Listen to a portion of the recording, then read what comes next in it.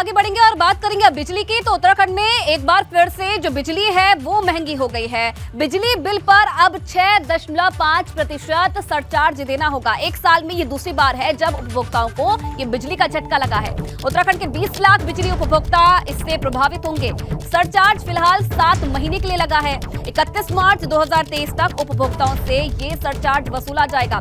UPCL ने नियामक आयोग में याचिका दी थी और 1350 करोड़ रुपए सरचार्ज वसूली के लिए दाखिल की गई थी याचिका, जिसे मंजूर कर लिया गया है। और एक बार फिर से बिजली का झटका उत्तराखंड के उपभोक्ताओं को लगा है। ये इस साल दूसरी बार है जब बिजली महंगी हुई है और त्योहारी सीजन में ये बड़ा झटका जो उत्तराखंड की जनता है उन्हें लगा है।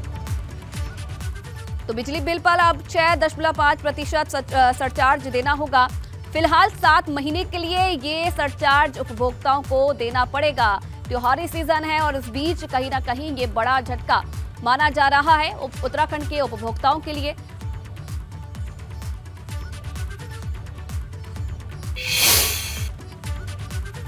और अब बात करेंगे अंकिता हत्याकांड की, जिसके बाद नैनीताल जिले में होटल और रिसोर्ट के खिलाफ बड़ी कार्रवाई की गई है। एसएसपी पंकज भट्ट ने यह बताया है कि अब तक जिले में 10 रिसोर्ट सील किए गए हैं, जबकि 19 के खिलाफ चालान की कार्रवाई की गई है। पुलिस और प्रशासन द्वारा संयुक्त रूप से की गई कार्रवाई में अब तक ये पता चला है कि अधिकतर रिसोर्ट्स के रजिस्ट्रेशन ही नहीं हुए हैं और सीसीटीवी के साथ ही आगंतुकों की रजिस्टर भी मेंटेन नहीं किए गए हैं। उन्होंने ये भी बताया कि LIU की टीम भी होटल और रिसोर्ट की गोपनीय जांच कर रही है। इसके अलावा होटल और रिसोर्ट में महिला स्टाफ से भी महिला पुलिसकर्मी बातचीत करके उनकी समस्याएं जान रही है। नैनीताल जिले में अब तक 4000 कर्मचारियों का सत्यापन भी किया गया है। एसएसपी ने कहा है कि होटल और रिसोर्ट के खिलाफ लगातार अभियान जारी रहेगा।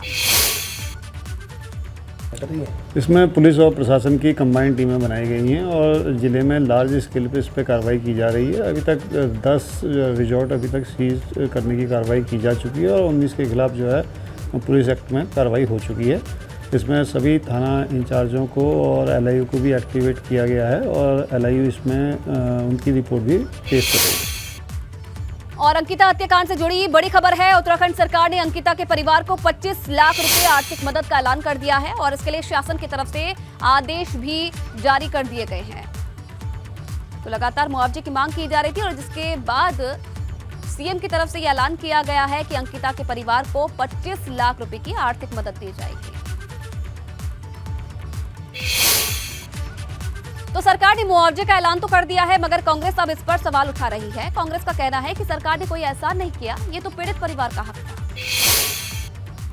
मुआवजा राशि उत्तराखंड प्रदेश के प्रत्येक नागरिक का ऐसी परिस्थितियों में जब उसका इतना भयंकर प्रताड़ित और नुकसान से वो गुजर रहा है तो मुआवजा हक है, ये खैरात नहीं है।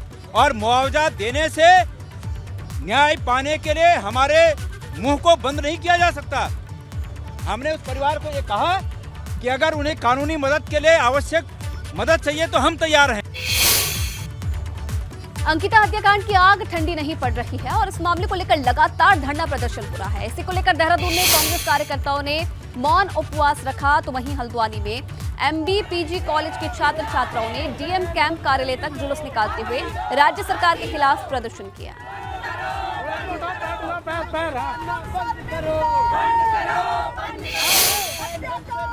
इस जल्दीबाजी से डोजर चलाया गया, जैसे वहां आगजनी की गई, सबूत मिटाने की कोशिश भी, और पुलिस के सबसे बड़े अधिकारी और उसके लड़की के पिता की कन्वर्सेशन, जो टेलीफोनिक कन्वर्सेशन थी, उसको किस नियत से टेप किया गया और किस तरीके से उसको सार्वजनिक किया गया, ये भी जांच का विषय होना चाहिए। ये भी एक पहलू है देखने का। और दूसरा, अगर हाई प्रोफाइल केस नहीं होता तो जिसके नाम पर रिजॉर्ट है, जिसको जमीन किसी और उद्देश्य से दी गई, जिसने वहाँ इलीगल ढंग से रिजॉर्ट चला, वो गिरफ्तार क्यों नहीं है? वो लड़के का जो फादर है, जो खुद एक नेता है, बीजेपी का नेता है, वो कल अपने घर में ताला लगा के गायब हो गया। आखिर 5 दिन तक उसकी गिरफ्तारी क्यों नहीं हुई? साक्ष्य नष्ट किए जा रहे हैं, समय पर कोई कदम नहीं उठाया गया है ताकि जो चहेते हैं हत्यारों के, अंकिता के हत्यारों के, उनको साक्ष्य नष्ट करने का मौका मिल जाए। गिरफ्तारी में देरी हुई। और पर्यटन मंत्री सतपाल महाराज ने दिल्ली दौरे के दौरान रेल मंत्री से मुलाकात की है। इस दौरान उनके साथ मंत्री धन सिंह रावत भी मौजूद रहे। सतपाल महाराज ने कहा कि ऋषिकेश कर्णप्रयाग रेल लाइन बनाने में डायनामाइट ब्लास्ट के चलते घरों में दरारें आ गई है। इसे लेकर रेल मंत्री से बातचीत हुई है। उधर जॉर्ज एवरेस्ट से चौपटा तक हेलीकॉप्टर सेवा शुरू करने पर भी चर्चा हुई। विशेषकर जो ऋषिकेश कर्णप्रयाग रेलवे लाइन बन रही है उस पर जो ब्लास्टिंग हुई है उसके अंदर इतना ज़्यादा डायनामाइट इस्तेमाल किया गया, काफ़ी हैवी ब्लास्टिंग की गई, जिससे लोगों के मकान क्षतिग्रस्त हो गए हैं, दरारें पड़ गई हैं और काफ़ी नुकसान हुआ है। तो उसका जायज़ा लेने के लिए और उसके लिए हमने मंत्री जी से आग्रह किया है और उनसे ये भी आग्रह किया है कि सारे पूरे चीज़ को देखने के लिए वो खुद भी श्रीनगर पधारें, उत्तराखंड में पधारें और इस पूरा जो हमारा नुकसान हुआ है इसका जायज़ा लें और इसका क्या रेमेडी की जा सकती है उसके लिए व्यवस्था करें। तो मंत्री जी से आग्रह किया गया है। इसमें धन सिंह रावत जी ने भी अपनी बात को रखा, भरत चौधरी जी ने भी अपनी बात को रखा। और नैनीताल में राम बारात का आयोजन किया गया। राम बारात कोरोना के बाद पहली बार हो रही है। नैनीताल में मणिताल की रामलीला की शुरुआत सन 1918 में राम सेवक सभा की स्थापना के साथ हुई।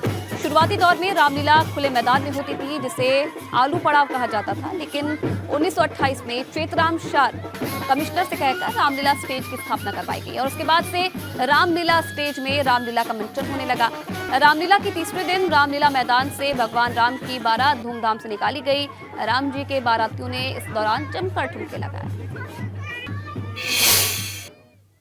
दर्शकों में भी काफ़ी उत्साह है, कलाकारों में बहुत ज़्यादा उत्साह है। पिछले जो 1.5-2 महीने से जो बच्चे लोग प्रैक्टिस कर रहे थे वो इस बार अपना अभिनय लोगों को दिखाइए, बच्चों को जो है स्टेज में दिखाने का मौका मिला है 2 साल के बाद, तो काफ़ी प्रसन्नता है।